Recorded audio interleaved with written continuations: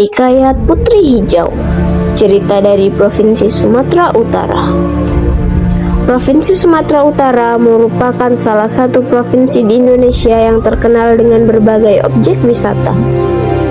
Salah satu tempat wisata yang sangat terkenal di Sumatera Utara adalah Danau Toba. Danau vulkanik ini mendatangkan jutaan pengunjung setiap tahunnya. Bukan hanya objek wisata, Sumatera Utara juga terkenal kaya cerita rakyat. Salah satu cerita rakyat yang masih diceritakan secara turun-temurun adalah Hikayat Putri Hijau. Sebuah cerita yang konon terjadi pada masa Kesultanan Delhi. Hikayat Putri Hijau bermula dari Kesultanan Aceh yang terletak di sebelah utara Kesultanan Delhi. Ketika itu, Kesultanan Aceh memiliki armada angkatan laut yang sangat tangguh. Kekuatan militer Kesultanan Aceh merupakan salah satu yang terkuat di Nusantara. Sore itu, seperti biasanya, Sultan Aceh duduk beristirahat di taman istana. Meskipun disegani negara tetangganya, Sultan Aceh masih merasa belum lengkap menjadi pemimpin. Sultan Aceh masih belum menemukan sosok yang layak menjadi permaisurinya. Tiba-tiba saja Sultan Aceh melihat cahaya hijau di langit. Cahaya hijau itu berasal dari sebelah selatan. Kalian berdua selidiki asal-muasal cahaya hijau itu. Siap, Yang Mulia.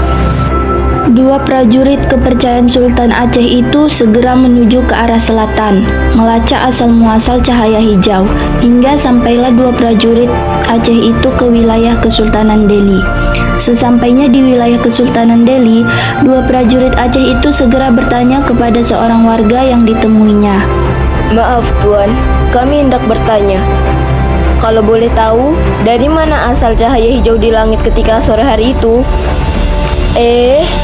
Oh, itu berasal dari Putri Hijau. Siapa Putri Hijau itu? Putri Hijau adalah anak ketiga dari Sultan Delhi.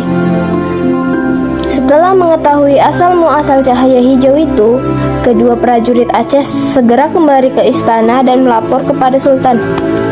Jadi dari mana asal-muasal cahaya hijau itu? Yang Mulia, cahaya hijau itu ternyata berasal dari Putri Hijau. Putri Hijau? Benar Yang Mulia, Putri Hijau adalah putri dari Sultan Delhi. Sepertinya aku sudah menemukan siapa yang akan menjadi permaisuriku. Meskipun belum pernah bertemu dengan Putri Hijau, namun Sultan Aceh merasa sudah yakin menjadikan Putri Sultan Delhi itu sebagai permaisuri. Rombongan besar kapal-kapal Kesultanan Aceh pun berangkat menuju Kesultanan Delhi. Tujuan rombongan itu adalah untuk melamar Putri Hijau. Sultan Delhi sendiri memiliki 3 orang anak, yaitu Mambang Yazid, Mambang Hayali, dan Putri Hijau. Hari itu, mereka bersiap menyambut kedatangan Sultan Aceh. Namun, mereka belum tahu apa maksud kedatangan rombongan Sultan Aceh ke istana mereka. Sultan Aceh, kami ucapkan selamat datang di istana kami yang sederhana ini. Sungguh kehormatan besar seorang sultan besar berkenan singgah di istana kami. Saya perkenalkan 3 anak saya. Mambang Yazid adalah anak tertua, kemudian Mambang Hayali, dan yang terakhir anak bungsu saya, Putri Hijau. Sultan Delhi, sungguh saya mengucapkan terima kasih yang sebesar-besarnya untuk sambutan yang sangat hangat ini. Kami sungguh merasa terhormat berkesempatan menjadi tamu di istana Kesultanan Delhi. Sebagai tanda persahabatan, saya membawa sedikit oleh-oleh dari Aceh. Semoga Sultan Delhi berkenan menerimanya.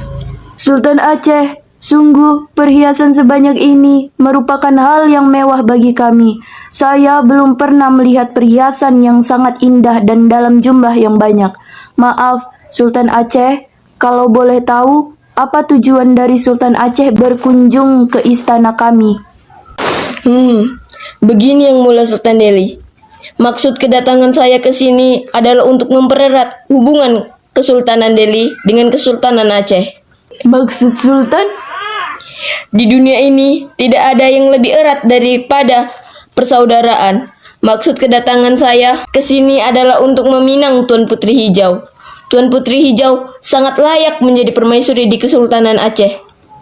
Sultan Aceh, sungguh kehormatan yang luar biasa Anda meminang putri saya. Tetapi sebagai seorang ayah, saya menyerahkan keputusan ini kepada putri saya. Putriku, kamu telah mendengar sendiri maksud kedatangan Sultan Aceh. Nah, sekarang keputusannya ada di tanganmu. Ayah dan Sultan Aceh akan mendengar secara langsung. Apa jawabanmu perihal pinangan dari tamu kita ini? Ayahanda, maafkan Ananda. Untuk saat ini, Ananda belum siap untuk menikah. Mendengar lamarannya ditolak, Sultan Aceh pun merasa marah luar biasa karena merasa terhina. Dengan segera, Sultan Aceh memanggil panglima perangnya. Panglima, siapkan semua armada perang. Serang Kesultanan Delhi sekarang juga. Siap, Yang Mulia. Perang pun pecah seketika. Tembakan meriam dari prajurit Aceh seolah tanpa henti menghujani benteng pertahanan Kesultanan Delhi. Benteng pertahanan Delhi tidak mampu bertahan lama. Pelan tapi pasti, para prajurit Aceh makin mendekat benteng dan berhasil masuk. Terjadilah pertempuran sengit di dalam benteng. Sementara itu di dalam istana Kesultanan Delhi, Anak-anakku, sepertinya kita tidak bisa bertahan lebih lama lagi. Putriku, jika nanti kamu tertawan, mintalah agar dimasukkan ke dalam kotak kaca. Selain itu, mintalah 9 butir telur ayam dan segenggam beras. Nanti, dalam perjalanan dari atas kapal, panggillah nama kakakmu, Mambang Yazid, dan lemparkan telur serta beras itu ke dalam laut. Setelah berpesan kepada putrinya, Sultan Delhi pun menghilang entah kemana. Sedangkan Mambang Khayali memimpin prajurit Kesultanan Delhi bertahan menghadapi serbuan pasukan Aceh. Sedangkan Mambang Yazid pergi menuju ke arah laut. Akhirnya Putri Hijau pun tertawan. Kakaknya Mambang Khayali tewas dalam pertempuran. Seperti pesan ayahnya, Putri Hijau meminta kotak kaca, 9 butir telur, dan segenggam beras. Di Selat Malaka dalam perjalanan menuju Aceh, tiba-tiba Putri Hijau keluar dari kotak kaca.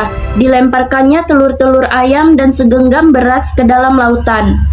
Mambang Yazid! Mambang Yazid! Tidak lama kemudian seekor naga besar muncul dari dalam lautan.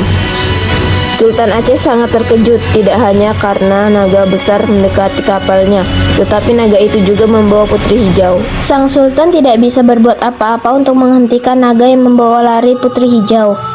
Sultan Aceh pun menyesal telah memaksa Putri Hijau menjadi permaisurinya.